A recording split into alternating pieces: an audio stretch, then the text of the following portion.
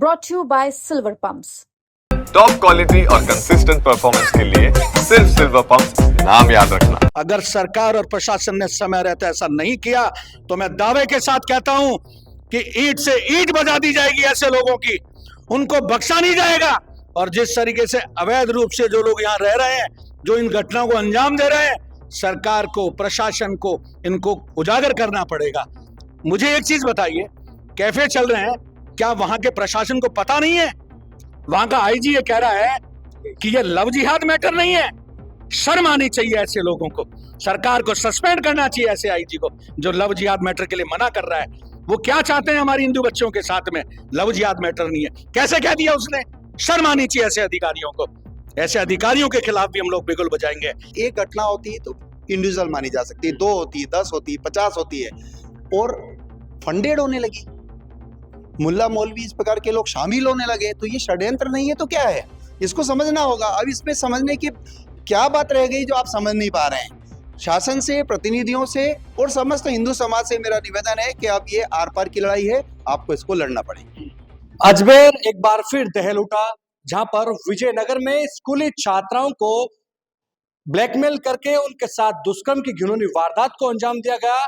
यही नहीं, धर्म परिवर्तन की भी बात सामने आई है, जिसके बाद हिंदू संगठनों में काफी आक्रोश है, विरोध भी दर्ज करवा रहे हैं। इसलिए आज हमारे साथ जयपुर में हिंदू संगठन के पदाधिकारी मौजूद हैं। जिस तरह से अजमेर में एक तरह से हिंदू बच्चियों के साथ जिहादियों के तौर पर घटना घटी है, दुष्कर्म की वारदात हुई है, उनके एक तरह से कहें कि ब्लैकमेलिंग की गई है, सीडी बनाई गई है, किस तरह से देखते हैं पूरी घटना को आप? देखिए, ये बहुत बड़ा षड्यंत्र है पूरे भारतवर्ष में, और उसका जीता जागता उदाहरण राजस्थान के विजयनगर में हुआ है। अभी 1992 के बाद सेम इंसिडेंस हुआ है। तो 1992 का जो इंसिडेंस हुआ था, उन तथ्यों के ऊपर गौर किया जाए तो उसके अंदर कई सारे मुल्ला मौलवी, कई सारे कटवे सामने आए थे, कई सारे राजनीतिक लोग सामने आए थे, और इसी तरीके के फंडिंग वाले लोग सामने आए थे, और इसी तरीके से जो लोग कैफे चलाने वाले लोग थे वो सामने आए थे। ये बहुत बड़ा मुद्दा है। इस चीज के लिए इसके पीछे बहुत सारे तथ्य हैं जो सरकार को जानने होंगे, प्रशासन को जानने होंगे।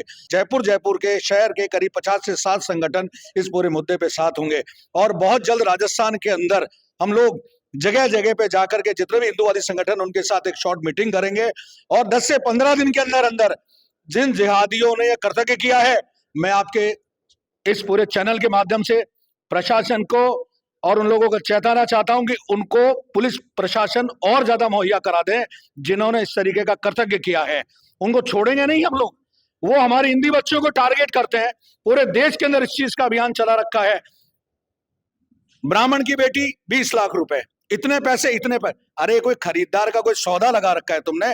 जिस दिन हम लोगों ने तुम्हारा सौदा तय करना चालू कर दिया, तो उस दिन जिहादी बचेंगे नहीं। पूरे हिंदुस्तान के अंदर मुहिम चला रखी है। हम लोगों को क्रैश करने का एक तरीका उन्होंने अपना रखा है, और पूरे भारतवर्ष में इस तरीके की चीजें चल रही है। सरकार को कठोर कानून बनाना होगा। सरकार को कठोर कानून बनाना होगा। एक थप्पड़ कांड के बाद में एक उम्र कैद की सजा, एक इस तरीके का प्रावधान लेकर के आ रही कोर्ट, तो सरकार, प्रशासन, कानून पूरे देश का ऐसे जिहादियों के खिलाफ ऐसा कठोर कानून लाए जिससे ऐसे लोगों पे अंकुश लग सके। नहीं तो ये लड़ाई आमने सामने की होगी। अब छोड़ा नहीं जाएगा। हमारी बच्चियों के साथ जिस तरीके का कर्तव्य किया जा रहा है, उनको ब्लैकमेल किया जा रहा है, उनकी सीडी बनाई जा रही है, उनके परिजन परेशान हो रहे हैं। कल को कोई परिजन किसी तरह का कोई आत्मदाह का कोई कदम उठा ले गलती से कि हमारी बेइज्जती हो चुकी है, सरकार और प्रशासन क्या करेगा इस ओर? इसलिए सरकार को इस ओर ध्यान देना पड़ेगा। नहीं देंगी तो हम हिंदूवादी संगठन बहुत जल्द सीएम साहब से भी मिलेंगे।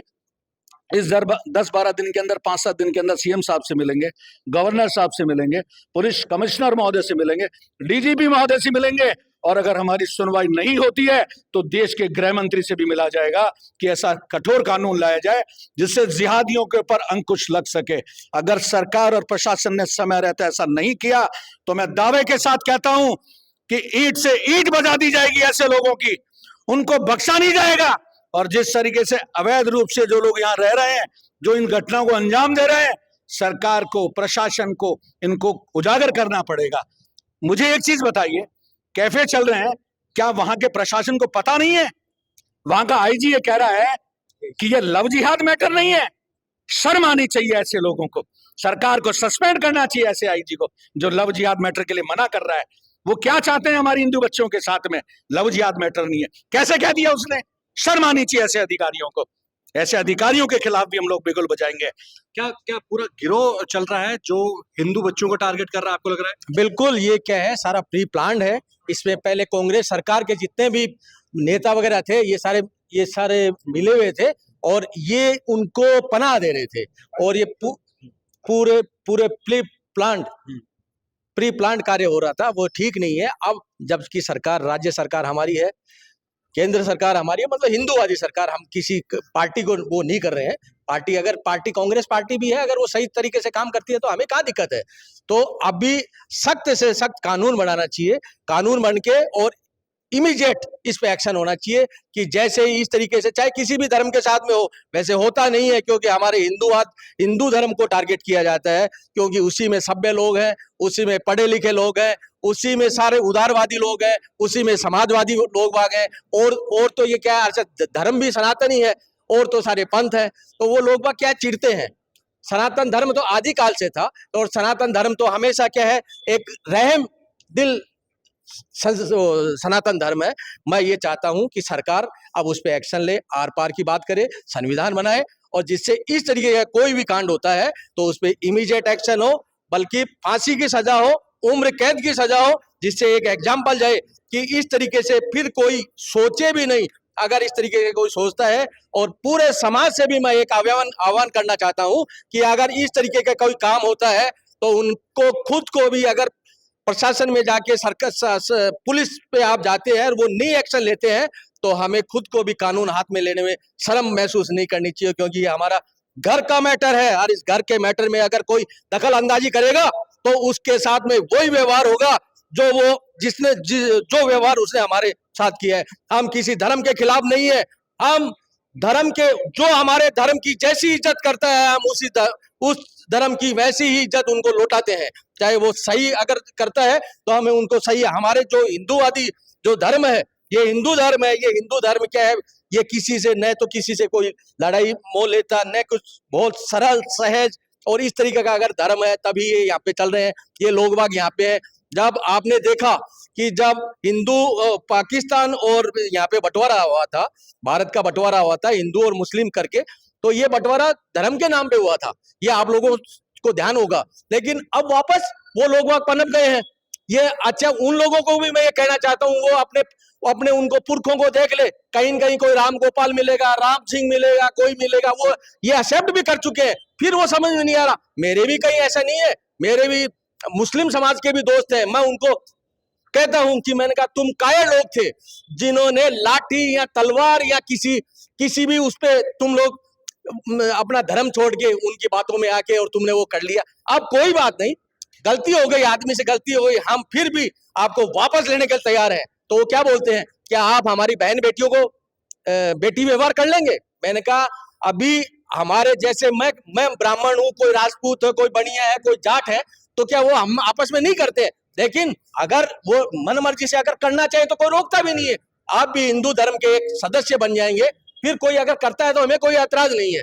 तो इस तरीके से हमें कानून, और अब आर पार की लड़ाई लड़ने के समय आ गया, क्योंकि दोनों जगह हिंदूवादी सरकार है, अब काम नहीं चलेगा। लेकिन आपको क्या लगता है कि सिर्फ कॉफी सेंटर पर चाय कॉफी के नाश्ते के लिए बुलाकर इस तरह से ब्लैकमेल करना आसान हो गया है? सर, इसमें सबसे बड़ी जो फेलियर है वो हमारे इंटेलिजेंस की है। जब इतने समय से ये षड्यंत्र चल रहे थे, आज कहीं पे कोई छोटी सी भी घटना हो जाती है तो उस बीट के कांस्टेबल जो होता है वो रिस्पॉन्सिबल होता है।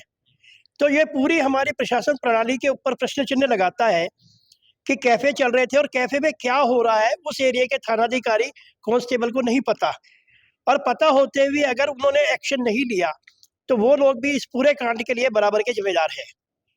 ये पूरा जो फंडिंग हुआ है, इसके पीछे पूरा फंडिंग भी हुआ है, पूरा नेटवर्क काम कर रहा है और ये बरसों से चल रहा है। इसका मतलब कोई भी राजनीतिक दल की पार्टी को हम इसमें वो नहीं कर सकते, क्योंकि दोनों ही पार्टियों की सरकारें आई और उसके बावजूद ये कृत्य चलता रहा। इसका मतलब ये पूरा हमारा इंटेलिजेंस और पूरे राजनीतिक रूप से जितनी भी सरकारें आई वो सब फेल है। इसका पूरी जांच होनी चाहिए। कहाँ से फंडिंग आई, ये अवैध कैफे जो चल रहे हैं ये कैसे चल रहे हैं। हमारी बच्चियों को जब इतने टाइम से वो टॉर्चर कर रहे थे, आज के पेपर में और कल के पेपर में जो आया कि उनकी कलाइयाँ भी काटी गई धर्मांतरण करने के लिए, तो कलाइयाँ काटी गई तो क्या उनके घर वालों को पता नहीं चला कि बेटी की कलाई कट गई? अगर वो लोग इतने बेफिक्र थे, ये उनकी भी गलती है। पूरे समाज में जागरूकता लाने का काम करना पड़ेगा। ये पूरा जो नेटवर्क चल रहा है इसको फेल करना पड़ेगा। और जहाँ तक हम लोगों का आगे विचार है, इस मुद्दे पे हमें सरकारों को बाउंड करना पड़ेगा कि वो कोई ना कोई कठोर प्रशासनिक कदम उठाएं। आप एक महिला हो और महिला होने के नाते आपको डर नहीं लगता कि मेरी बेटी यदि घर से बाहर निकले और इस तरह का कौन उसको टारगेट कर रहा है? भय है अंदर? बिल्कुल है भय तो, लेकिन मैं तो ये चाहूंगी कि हम सभी हमारी बेटियों को भी जागरूक करें। इन लोगों, ये लोग भरोसे के लायक ही नहीं है, किसी भी प्रकार से इन पे भरोसा नहीं किया जा सकता।